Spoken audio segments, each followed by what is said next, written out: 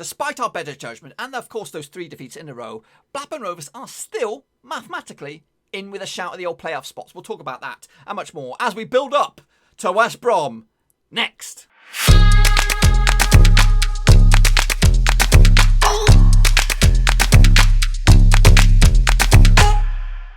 That's right, folks, back once again with another match preview. This time looking forward to Blackburn Rovers up against West Bromwich Albion at Ewood Park, and we'll get to that in just 1 second. If you're new to the channel, smash the old subscribe button, keep you bang up to date with all things Blackburn Rovers related, West Bromwich Albion, Championship related, whoa, football related, we're going to go here.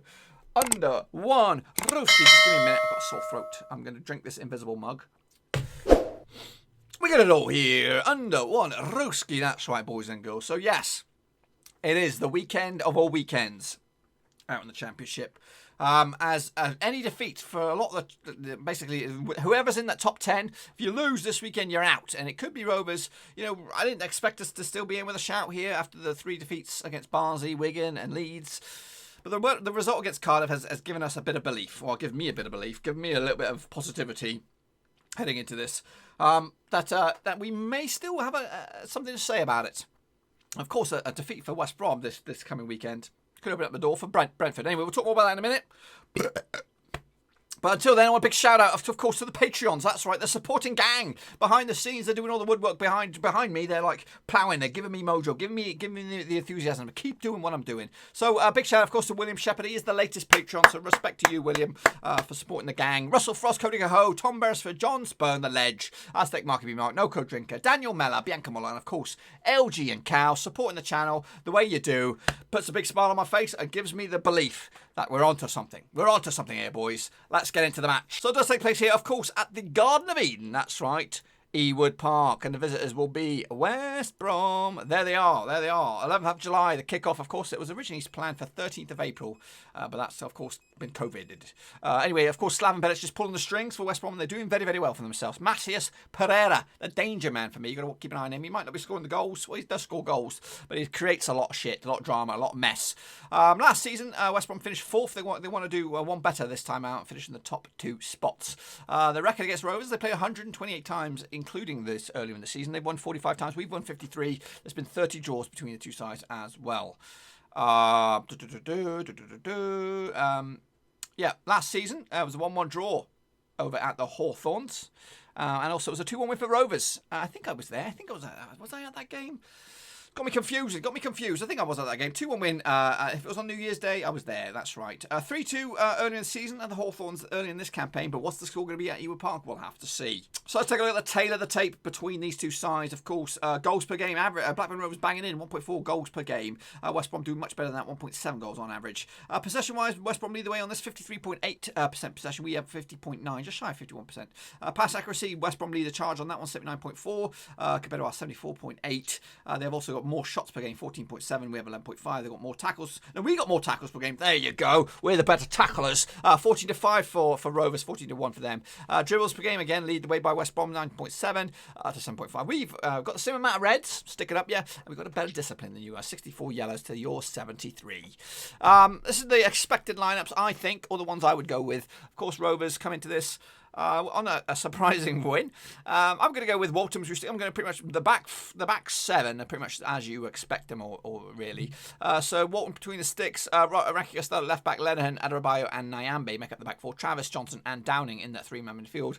Armstrong on the left. Samuel deserves to stay on the right, and Graham, you would say, deserves to start as well. But I would go with Rothwell in a false 9 because I think that's what we're leaning towards these days.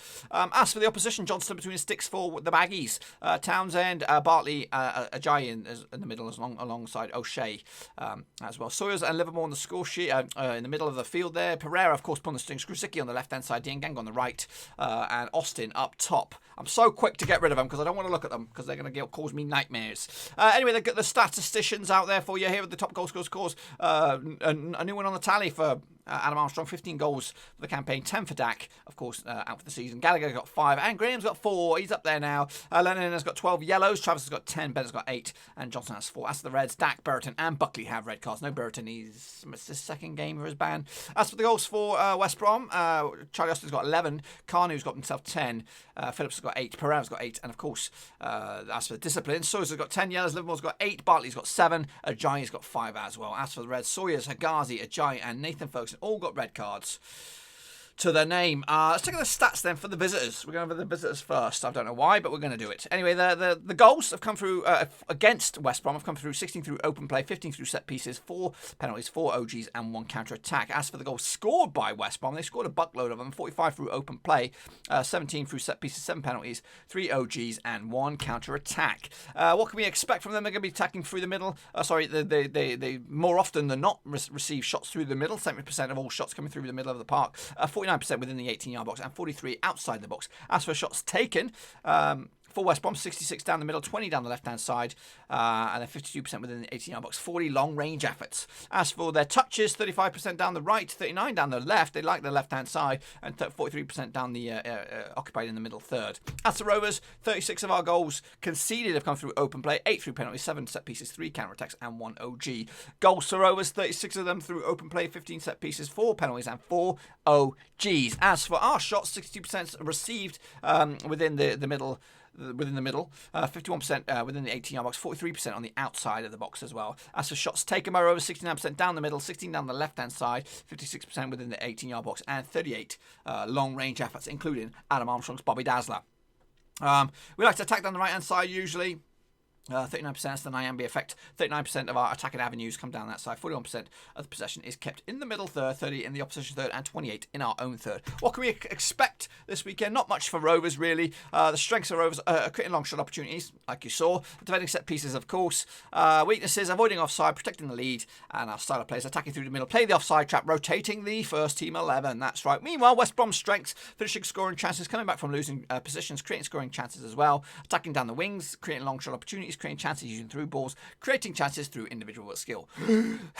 Meanwhile, their weaknesses are defending against long shots, defending against set pieces as well. Their style of play is controlling the game in the opposition's half, attacking down the middle, through the middle and down the left. Short passes, attempting through balls, often possession football, and they've got a consistent 11. The forecast says West Brom will make a comeback if they go behind, and Blackburn will score from a long shot. They've just watched the last couple of things. Anyway, the last few games, of course, for Rovers heading into this, just 1 win in the past 5, 2 wins in the past 5, actually. They did beat Cardiff midweek. They did lose to Leeds, Barnsley and Wigan. We want to forget about those as quick as possible. And then we did beat Bristol City, first game back after the lockdown. Meanwhile, West Brom come into this very good form. Just 3 wins on the spin for them, picking up a win against Derby, against Hull and Sheffield Wednesday. Before that, though, they did lose to Brentford and picked up a draw against Birmingham in a bit of a Midlands affair, that bad boy. Heading into this, the last 6 home against away sort of form here. Rovers form at home, 2 defeats in the past. In fact, just 2 wins in the past 6 for Rovers at Ewood Park in all competitions. Meanwhile, West Brom have just, at the last 3, they've just won once of the past 3 away games. However, if you open up the floodgates a little bit, they've actually just lost once of the past 6. That was against Brentford away from home. Let's look at the last 6 encounters between the two sides in all competitions and all venues. Rovers have won twice, Baggies have won 3 times, and there's been 1 draw.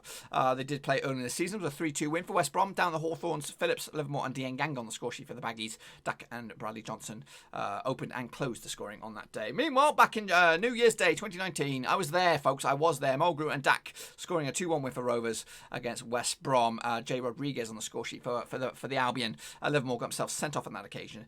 Yep, I was there. It was very memorable. Anyway, the last 6 encounters over at Ewood Park, much better reading for Rovers. 3 wins for them, 2 draws and 1 defeat. That 1 defeat was back in 2011 in the Premier League. James Morrison and Pete Odemwingie on the score sheet for the Baggies. Scott Down on a goal for Blackburn. And if you go all the way back there, 2004, look at that. Craig Short, Neil Clement, Stefan Shevki-Kuchi. There's some names from the past. They've not been belters at Ewood Park. Scrappy little efforts, really. But anyway, what's on the store? What's on the horizon for both of these two sides? Of course, if Rovers win this one, they've got an okay sort of end to the season. Millwall, Reading, and Luton. And I think if we win this one and the results go our way, and we're only 2 points adrift, I'm there. I'm going to be all in. All in. Meanwhile, West Brom, of course, got Fulham. They got Huddersfield. They were scrapping for the last 2 games. You know, I think if West Brom beat us, and then they beat Fulham, they could just take it easy. I think the last 2 games. The dead rubber Huddersfield and QPR, they're not really going to be fighting for their lives, really. There's not much on the table for them. Anyway, this is the form table at the moment. We're going to be looking at this is the overall form table. West Brom are 6th in the form table. Rovers are up to 18th now after that win. Give us a big old boost. Home form, though, for Rovers, we currently find ourselves 11th in the table. West Brom are 7th, but we don't really care about that because we're not playing them at home. We've picked up 8 points out of possible 16, so half, really. As for the away form, West Brom are 2nd. Rovers are down in 18th. We're not really fussed about where Rovers are on this table. West Brom are 2nd at the moment, so they're the team to be beaten. Anyway, what's going on elsewhere on the Championship? Of course, the key teams in the key categories. Possession-wise, Leeds lead the way, 59.8% possession on average. Fulham are 2nd, Brentford 3rd, and West Brom are 4th. QPR are 5th. As for the most aggressive sides, none of us are in there, I don't think. No, Derby lead the way, 82 yellows and 6 reds. Charlton's got 96 yellows, no reds, and then there's a chasing pack there. Aero duels 1, though. Birmingham lead the way, 55.6% of aero duels won. Birmingham are 2nd with 53.9. Rovers are down in 5th there, 52.5. As for shots per game, Leeds lead the way, 16.4. West Brom are 2nd with 14.7. Brentford, Barnsley and Fulham make up the top 5. As for pass accuracy, Fulham lead the way on this one, 83.4. Leeds are 2nd, Brentford 3rd, Derby are 4th, and West Brom are 5th, 79.4% pass accuracy. As for the top goal scorers, yeah, let's take a look at the top goal scorers coming at you. Mitrovic leads away, 23 goals. Watkins got 23 as well. Graben's got 19. Carlin Grant is in there with 18. Bowen, of course, in the Premier League now. Bamford's there. Ben Rama, Ben Bumbo, Woodrow, and Jukowicz are there. Of course, Ben Armstrong's got himself 15 goals. I don't know why. They don't have him on there. But anyway, that's the top 10. As for the assists, Pereira leads the way, 16 goals. Eliasson's got himself 12. Wallace has got 10. Swift has got 10. Tomlin's got 9. Of course, Pereira's in there. We're going to keep an eye on him this coming weekend. Alrighty, then let's take a quick look at the table before we bounce out of here. West Brom lead the way at the moment as it stands. Of course, Leeds in action tonight against Stoke, but 2 points clear of Leeds. That could be the case come kick-off, or could be Leeds could be top of the pops. Brentford not too far away. They are 3 points adrift of Leeds as it stands. Fulham make up the 4th spot.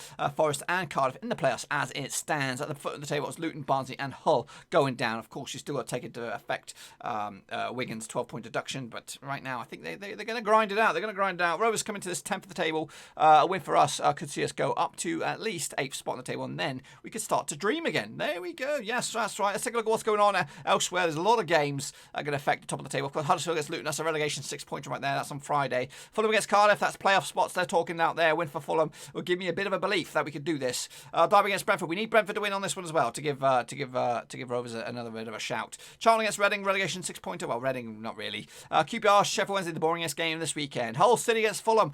Hull City against Millwall. A win for Hull, give them dream alive. And Millwall win will keep their dream alive. Of course, the game of the weekend is at Ewood Park. Rovers against West Brom. Preston against Nottingham Forest. A must-win game for Forest. Got to eliminate Preston. Middlesbrough against Bristol City. Again, Middlesbrough need the win. Barnsley against Wigan. Wigan need the win. Barnsley need the win. Stoke against Birmingham. Both teams need something. Swansea against Leeds. It's so much on the table this coming weekend, and the Championship could have a much different look come Sunday.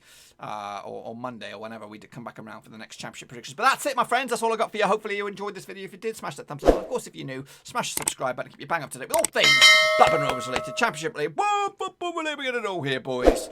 Under one Brewski. And also check out the description. Links to my other social media platforms are in there. Twitter, Facebook, and of course, Patreon. If you want to support the channel in another way, that's the way to do it, boys. Yeah. If you believe that Rovers are out of the playoffs, give it a thumbs up. If you think Rovers are still in with a hunt at the playoffs, give it a thumbs up. If you think West Brom are going to go up this season, give it a thumbs up. That's what you're going to do to the video, to give this video some love. That's right. I'm going to get out of here. Be sure to give this video some love, thumbs up, and I'll see you all on the other side. I'll be doing an instant match reaction, match review, and all that kind of jazz on this game shortly after the final whistle. Until then, though, I'm out. Thanks again for watching. Please like, share, and most importantly, hit the subscribe button to keep you bang up to date with all things Blackburn Rovers related, Championship related, football related. We've got it all covered right under one roof. And while I still have you, please be sure to check out some of the old videos scattered along here. I hope.